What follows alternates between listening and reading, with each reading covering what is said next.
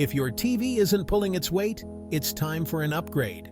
Here's how to turn it into a streaming champ with the Amazon Firestick. First, plug the Firestick into an HDMI port on your TV. Next, connect the USB power cable to the Firestick and plug the other end into a power outlet.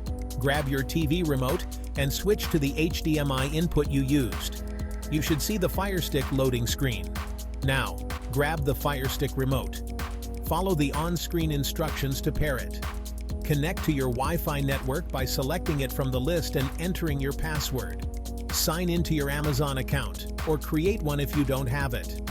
Finally, download your favorite streaming apps from the Firestick home screen. And that's it. You're all set to stream movies, shows, and more. Enjoy your new streaming experience with the Amazon Firestick.